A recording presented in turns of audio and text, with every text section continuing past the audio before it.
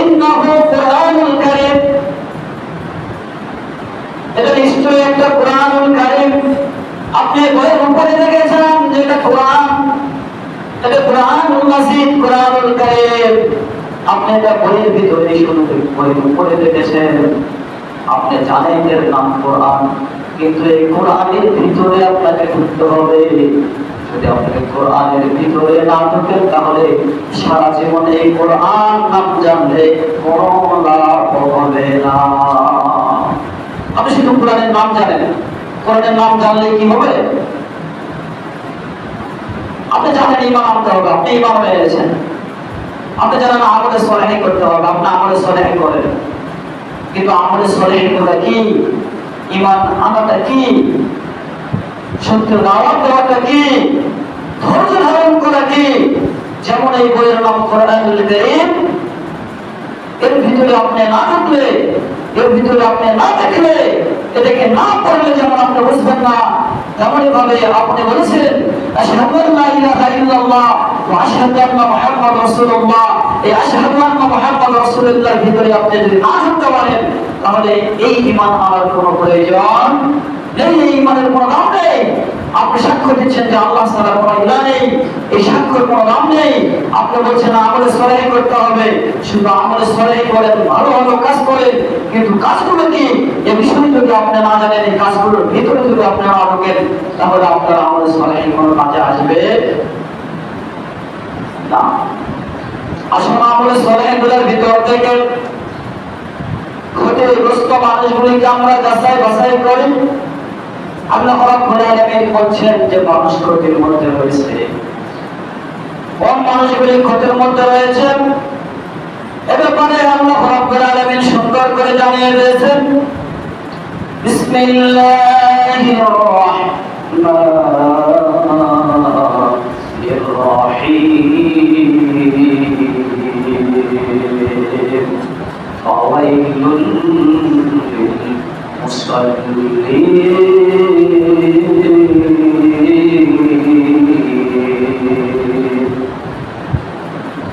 الذين هم عن صلاتهم ساهون। আল্লাহ রাব্বুল আলামিন বলছেন যে তুমি যে আমলে সলেহ করো, এই আমলে সলেহ গুলো কেমন করে করবা? তুমি আমলে সলেহ করো কিভাবে করো? সালাত আদায়ের মাধ্যমে। তুমি যে সালাত আদায় করো, আল্লাহ রাব্বুল আলামিন সালাতের ব্যাপারে বলছেন এবার তুমি যে আমলে সলেহ গুলো করো, এই আমলে সলেহের ব্যাপারে আল্লাহ রাব্বুল আলামিন বলছেন, কি বলছেন? ফাওয়াইলুল লিল মুসাল্লিন, ধ্বংস ওই ধরনের মুসাল্লি। ধ্বংস দেখেন, আপনি তো নামাজ পড়েন, আমলে সলেহ করেন, অবশ্য আল্লাহ রাব্বুল আলামিন বলছেন যে ধ্বংস ওই সমস্ত মুসাল্লি যারা সালাত আদায় করে, যারা কি করে? সালাত আদায় করে, কিন্তু সালাত আদায়ের মধ্যে উদাসীনতা হয়ে গেছে, গাফিলতি হয়ে গেছে। আল্লাহ রাব্বুল আলামিন বলেন যারা সালাত আদায় করে কিন্তু গাফিলতির সাথে করে, উদাসীনতার সাথে সালাত আদায় করে, আল্লাহ বলেন ওই ধরনের নামাজে, ওই ধরনের সালাতই ধ্বংস হয়ে যাবে। আপনি তো জানেন যে আমি সালাত আদায় করি, আমি আমলে সলেহ করি, ভালো কাজ করি, তাহলে আমি কেন ধ্বংস হব? এই আল্লাহ রাব্বুল আলামিন বলছে আপনার ধ্বংস। কিভাবে ধ্বংস? আপনার যদি সালাতের ব্যাপারে, এই নামাজের ব্যাপারে কোন উদাসীনতা থাকে, কোন গাফিলতি থাকে, তাহলে আল্লাহ রাব্বুল আলামিন বলছেন তোমার সালাত, তোমার ইবাদতের কোনো দাম নেই, এটা সব নষ্ট হয়ে যাবে।